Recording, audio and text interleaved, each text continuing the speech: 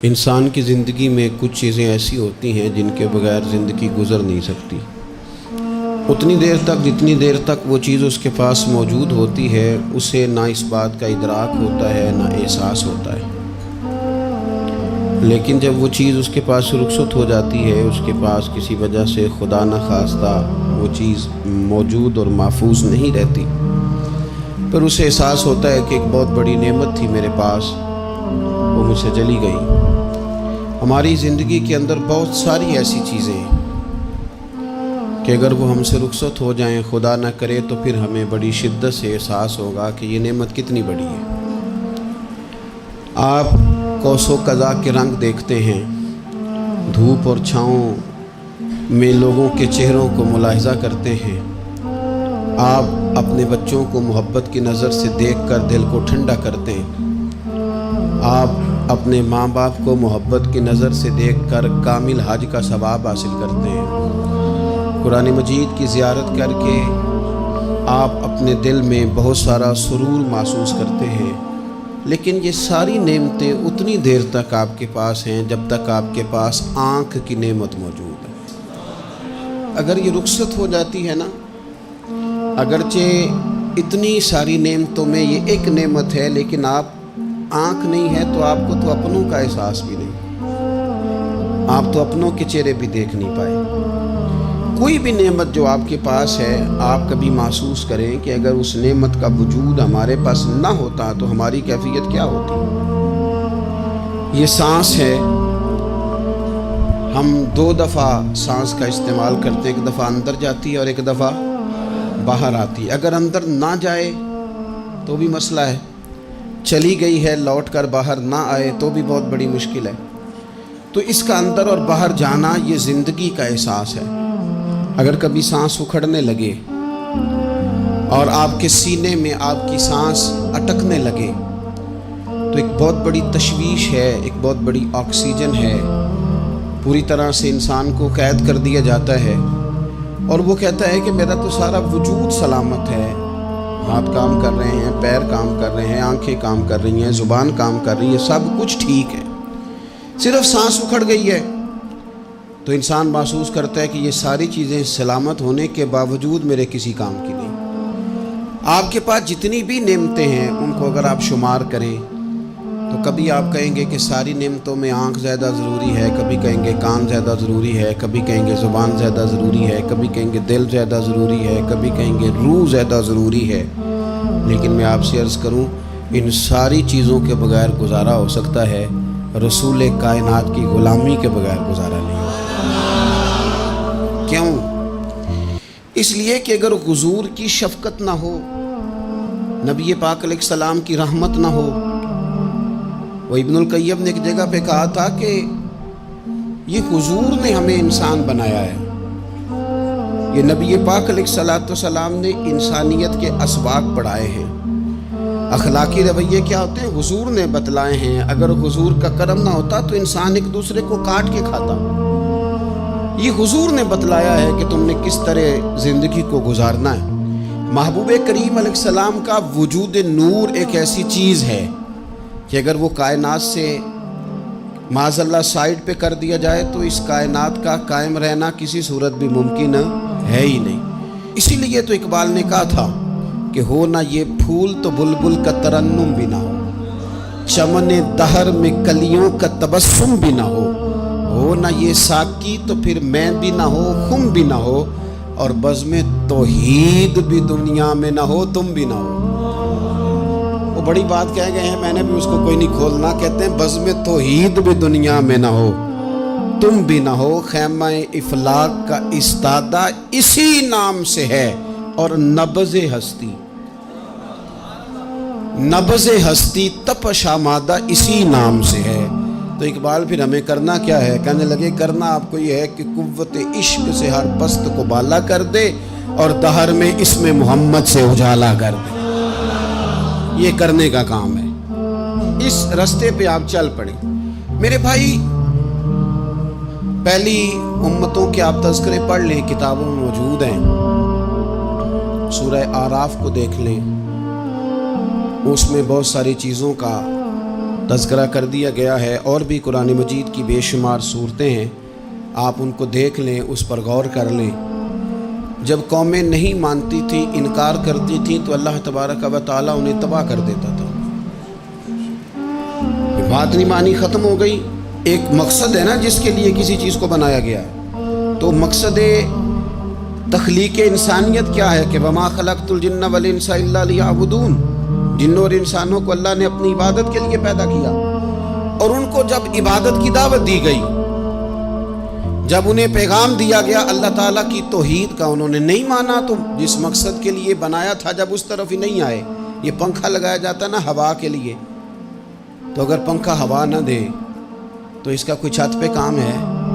اس کو اتار کے تو آپ سکریپ والے کے پاس بھیج دیں گے، بھئی ختم ہو گئی بات۔ تو مقصد جو تھا نا اللہ کی عبادت تھی، تو جب قومیں اللہ کی عبادت کی طرف نہیں آئی تو اللہ نے انہیں تباہ کر دیا اور صفحہ ہستی سے مٹا دیا۔ اللہ تعالیٰ کے پیارے محبوب علیہ السلام نے کفار مکہ کو، قریش کو، عالم عرب کو، عالم انسانیت کو دعوت دی، وداعیا الی اللہ باذنہ وسراجا منیرا۔ اس منصب پر فائز ہو کر حضور نے دعوت دی۔ جب انہوں نے دعوت کا انکار کیا، حضور نے انہیں عذاب سے ڈرایا، اللہ کے عذاب سے، چونکہ حضور نذیر ہیں۔ انہوں نے یہ کہا کہ اگر آپ کہتے ہیں نا کہ ہم پر عذاب آئے گا تو پھر آپ وہ عذاب لے آئیں، ہم پہ آئے۔ جب کوئی آدمی منہ سے تباہی مانگے، جب کوئی شخص اپنے منہ سے یہ کہے کہ کر لیں جو ہوتا ہے معاذ اللہ، تو اگر تو سامنے والا کمزور ہو تو شاید وہ کچھ نہ کر سکے، لیکن یاد رکھنا کئی دفعہ کمزور ہوتا ہے تو کچھ نہیں کرتا، تو کئی دفعہ مہربان بڑا ہوتا ہے، رحمان اور رحیم کئی دفعہ کرم نوازی کرتا ہے۔ جب انہوں نے کہا نا کہ لائیں وہ عذاب ہے محبوب جس کا آپ وعدہ کرتے ہیں، تو اللہ نے کیا فرمایا؟ فرمایا وما کان اللہ لیعذبہم وانت فیہم۔ محبوب رب کی یہ شان ہی نہیں کہ انہیں عذاب دے، کیوں؟ اس لیے کہ آپ ان کے درمیان موجود ہیں۔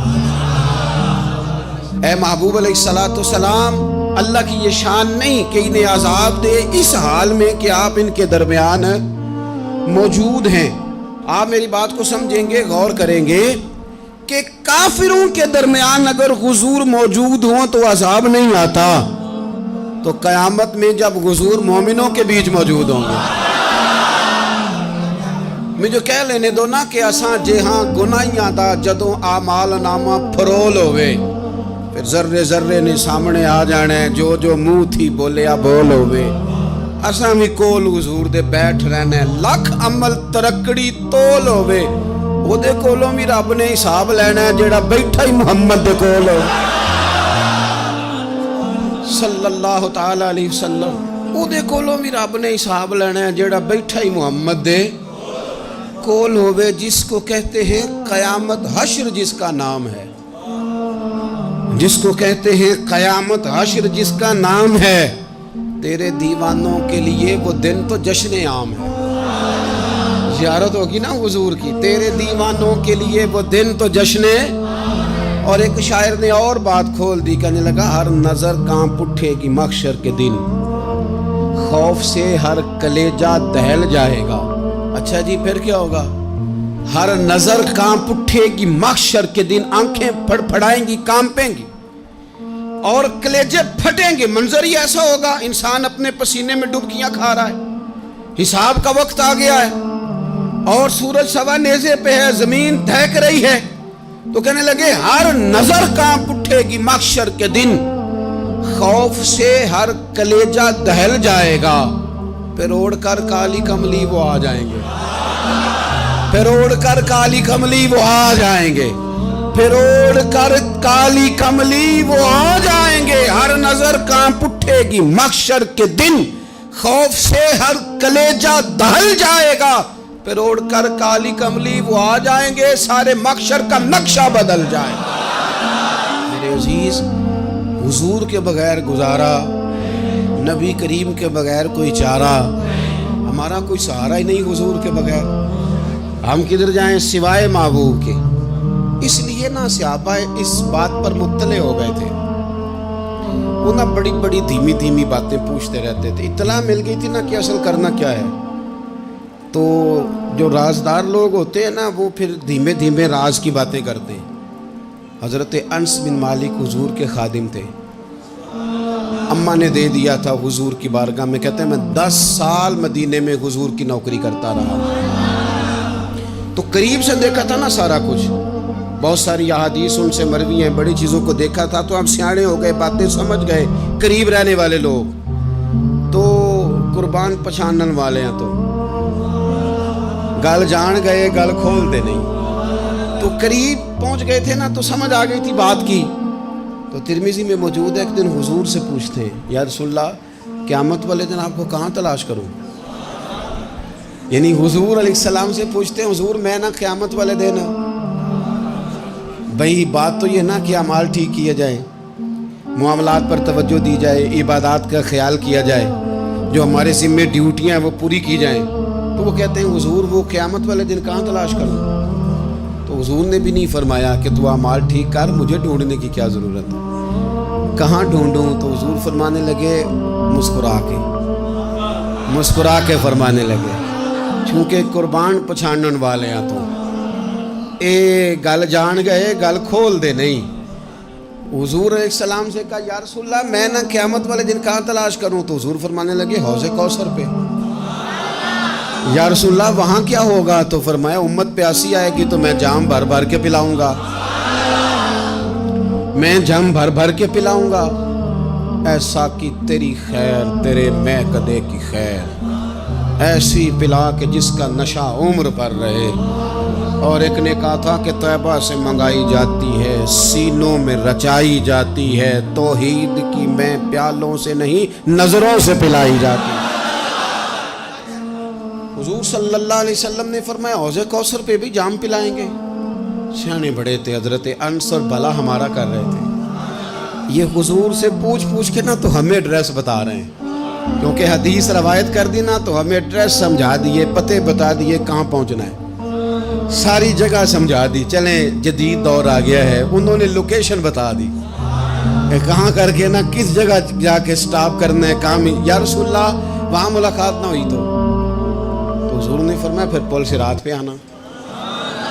یا رسول اللہ وہاں کیا ہوگا. فرمایا امت گزر رہی ہوگی اور میں دعائیں مانگ رہا ہوں گا, رب سلم امتی رب سلم امتی, یا اللہ میری امت کو سلامتی سے گزار دے. تو وہاں آ جانا, میں دعائیں وہاں مل جاؤں گا.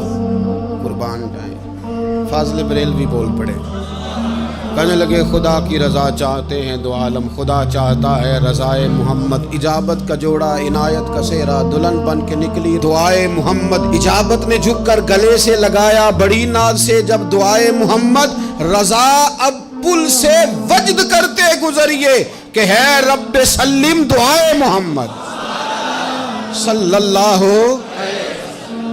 تو عرض کی یا رسول اللہ وہاں ملاقات نہ ہوئی. تو میں نے کہا وہ ہمیں لوکیشن سمجھا رہے تھے, انہیں تو پتا تھا پہلے ہی. ایک قربان پچھانن والے ہیں تو ایک گل جان گئے گل کھول دے نہیں. تو وہاں نہ ملاقات ہوئی تو حضور نے فرمایا پھر میزان عمل پہ آنا. یا رسول اللہ وہاں کیا ہوگا. فرمایا امت کے عمل تول رہے ہوں گے اور میں ان کے لیے دعائیں کر رہا ہوں گا.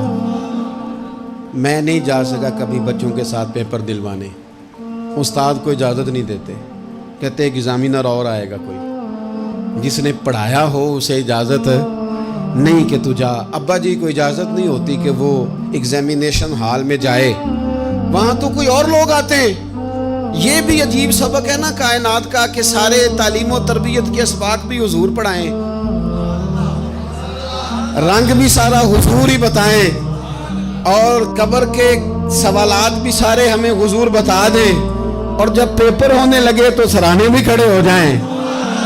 تو پھر کہہ لینا ایک دفعہ پھر کہ وہ دے کولوں کی رب نے حساب لینا, جیڑا بیٹھا ہی محمد دے کولوں, وہ دے کولوں کی رب نے حساب لینا.